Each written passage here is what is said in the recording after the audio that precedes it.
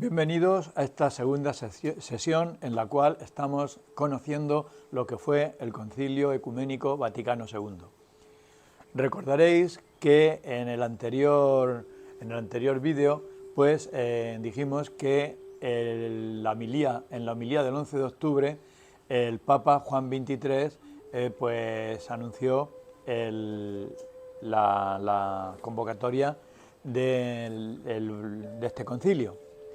En esa homilía muy importante, el Papa dijo que lo que quería era presentar la doctrina católica de una manera adecuada al hombre contemporáneo.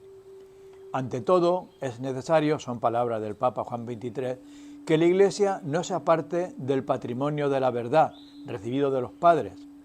Lo que decíamos de que no se trataba de renunciar a la tradición, pero al mismo tiempo debe mirar a lo presente, a las nuevas condiciones y formas de vida introducidas en el mundo actual. La tarea principal de este concilio no es, por tanto, la discusión de este o aquel tema de la doctrina fundamental de la Iglesia, no se trataba de acabar con nada de lo que existía, repitiendo difusamente la enseñanza de padres y teólogos antiguos y modernos, porque para eso no hace falta un concilio. Si se trata de venir a acabar con todo lo que existía, bueno, pues para eso simplemente acabamos y no hace falta un concilio, decía el Papa.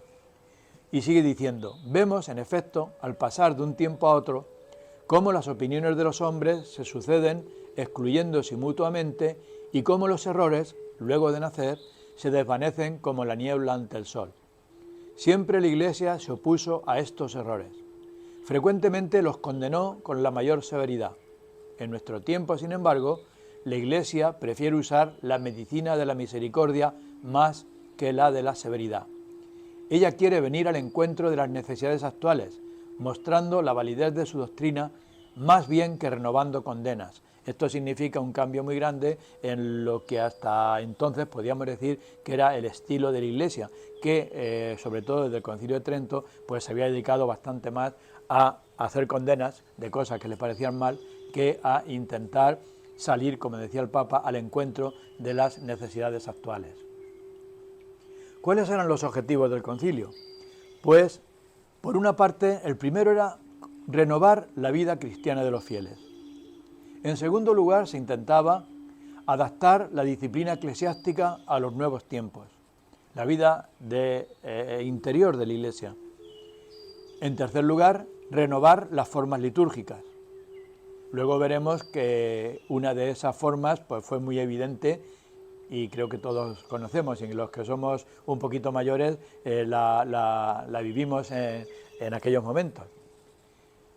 Otro objetivo era promover la fe católica y el último era dialogar con el mundo moderno y con las otras iglesias, sobre todo con las iglesias orientales. Los tres primeros objetivos pues, tenían que ver más con lo que era el objetivo de la renovación interna, mientras que los dos últimos, promover la fe católica y dialogar con el mundo moderno y con las otras iglesias, tenía que ver más con lo que era la apertura al mundo. ¿Qué resultó del concilio? Pues resultaron muchos documentos. Esos documentos fueron concretamente 4 constituciones que se llamaron Dei Verbum, están todas escritas nombradas en latín porque la lengua oficial del concilio fue el latín. Bueno, pues las constituciones fueron Dei Verbum, Lumen Gentium, Sacrosanctum Concilium y Gaudium et Spes. Luego también surgieron 9 decretos llamados Ad Gentes, Presbyterorum Ordinis, Apostolicam Actuositatem, Optatam Totius, Perfecte Caritatis, Christus Dominus, Unitatis Redintegratio, Orientalium Ecclesiarium y el último Inter Mirifica. Y finalmente 3 declaraciones que se llamaron Gravissimum Educationis, Nostra Aetate y Dignitatis Humanae. Las constituciones eran documentos donde se trataban temas fundamentales como eran los principios doctrinales, los principios de renovación y de reforma, opciones pastorales. De ellas, las que hemos nombrado, Dei Verbum trataba sobre las Sagradas Escrituras, sobre la revelación. Lumen Gentium eran sobre la Iglesia, sobre el pueblo de Dios. El Sacrosanctum Concilium sobre la liturgia y Gaudium et Spes sobre la Iglesia en el mundo actual. Las declaraciones son, mejor dicho, opiniones de la Iglesia sobre temas fundamentales, sobre su misión y sobre sus relaciones externas. La Gravissimum Educationis era sobre la educación cristiana, la Nostra Aetate sobre las relaciones con las iglesias no cristianas y la Dignitatis Humanae sobre la libertad religiosa. Y los decretos, traducen principios doctrinales aplicables a ciertas actividades y organizaciones de la Iglesia. Agentes o agentes, no sé muy bien cómo se dice porque no sé latín, trataba sobre la actividad misionera de la Iglesia. El Presbyterorum Ordinis sobre el ministerio y la Iglesia de los presbíteros, Apostolica Actuositatem sobre el apostolado de los laicos, Optatam Totius sobre la formación sacerdotal, Perfecte Caritatis sobre la renovación de la vida religiosa, Christus Dominus sobre el ministerio pastoral de los obispos, Unitatis Redintegratio sobre el ecumenismo, Orientalium Ecclesiarium, las iglesias orientales católicas, y el Inter Mirifica sobre los medios de comunicación social. ¿Y qué dijo el concilio? Pues empezamos a pensar sobre lo que dijo el concilio. El concilio habló de 3 temas fundamentales: la actualización de la vida de la Iglesia, el ecumenismo y la apertura al mundo. Pues empezamos conociendo qué dijo el concilio sobre la actualización de la vida de la Iglesia, y en particular vamos a ver pues las ideas fundamentales que están contenidas en el Lumen Gentium, que trata sobre los laicos y el papel de los laicos en la Iglesia. En primer lugar, empieza definiendo este documento qué son los laicos, y dice que los laicos, con el nombre de laicos se designan aquí todos los fieles cristianos, a excepción de los miembros del orden sagrado, es decir, los curas, los obispos, los cardenales, etc. Conforme a la ciencia, la competencia y el prestigio que poseen, se refiere a los laicos tienen la facultad, más aún, a veces el deber, de exponer su parecer acerca de los asuntos concernientes al bien de la Iglesia. O sea que la primera idea importante del concilio es que los laicos tenemos derecho y deber de participar de pleno derecho en la vida de la Iglesia. Y sigue diciendo, los obispos tienen que reconocer y promover la dignidad y responsabilidad de los laicos en la Iglesia, que recurran gustosamente a su prudente consejo, que les encomienden con confianza cargos en servicio de la Iglesia y les den libertad y oportunidad para actuar, más aún, que los animen incluso a emprender obras por propia iniciativa de los laicos, es decir, capacidad para proponer qué hacer. Y dice además, idea importante, por designio divino, es decir, no por un invento de los curas, no hay en Cristo y en la Iglesia ninguna desigualdad por razón de la raza o de la nacionalidad, de la condición social o del sexo. Esas son palabras del Concilio Vaticano II. Referente a la actualización de la vida de la Iglesia, en la Sacrosanctum Concilium dice algunas ideas importantes. ¿Algunas? Vamos a verlas. Empieza diciendo, el Sacrosanto Concilio, ateniéndose fielmente a la tradición, declara que la Santa Madre Iglesia atribuye igual derecho y honor a todos los ritos legítimamente reconocidos y quiere que en el futuro se conserven y fomenten por todos los medios. Aquí, pues claro, se refiere, entre otros, pues por ejemplo, al rito mozárabe o a otros ritos que se practican en otras iglesias, sobre todo en las iglesias orientales.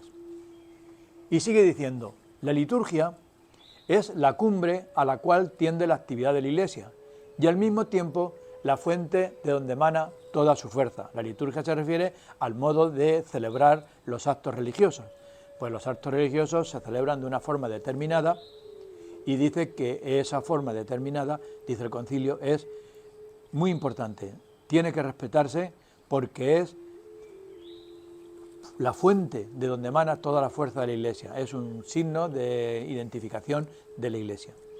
Para asegurar esta plena eficacia de la liturgia, continúa el concilio, los pastores de almas, es decir, los sacerdotes, los obispos, deben vigilar para que en la acción litúrgica no solo se observen las leyes relativas a la celebración válida y lícita, es decir, que las cosas se hagan bien, pero importante, también para que los fieles participen en ella consciente, activa y fructuosamente. La Santa Madre Iglesia desea ardientemente que se lleve a todos los fieles a aquella participación plena, consciente y activa en las celebraciones. Y como no se puede esperar que esto ocurra si antes los mismos pastores de almas no se impregnan totalmente del espíritu y de la fuerza de la liturgia y llegan a ser maestros de la misma, es indispensable que se provea antes que nada a la educación litúrgica del clero. Es decir, dice el concilio que los primeros que tienen que aprender la liturgia son los propios sacerdotes y obispos, para hacerla bien y poderla enseñar después a todos los fieles. Los textos y los ritos se han de ordenar de manera que expresen con mayor claridad las cosas santas que significan y en lo posible el pueblo cristiano pueda comprenderlas fácilmente y participar en ellas por medio de una celebración plena, activa y comunitaria. Esto fundamentalmente tenía que ver con el hecho de que las misas se decían en latín y claro, el pueblo cristiano no entendía casi nada, prácticamente nada de lo que pasaba en las misas. Sí que existían unos libros que se llamaban los misales, donde venían traducidas lo que el cura iba diciendo en latín, pero claro, eso ¿quién lo podía utilizar? Pues muy poca gente. En primer lugar, quien podía leer, quien sabía leer, que no era todo el mundo en aquellos momentos, y en segundo lugar, quien se podía comprar un misal, que tampoco todo el mundo se lo podía comprar. Y acaba diciendo, la Sagrada Liturgia no agota toda la actividad de la Iglesia, que es una forma de decir, lo de las misas y los demás sacramentos son muy importantes, pero la Iglesia tiene que hacer algunas cosas más aparte de decir misas, hacer entierros, hacer bodas y hacer bautizos. Y sigue diciendo, siempre que los ritos, cada cual según su naturaleza propia, admitan una celebración comunitaria con asistencia y participación activa de los fieles, pues es preferible a una celebración individual. Es una clara apuesta por las celebraciones comunitarias, de las cuales pues, hoy día se habla bastante más. Como el uso de la lengua vulgar es muy útil para el pueblo en no pocas ocasiones, tanto en la misa como en la administración de los sacramentos y en otras partes de la liturgia, se le podrá dar mayor cabida, ante todo, en las lecturas y moniciones, en algunas oraciones y cantos. Es decir, que esas oraciones, esas partes de los ritos, se hicieran en nuestro caso, porque se hicieran en castellano.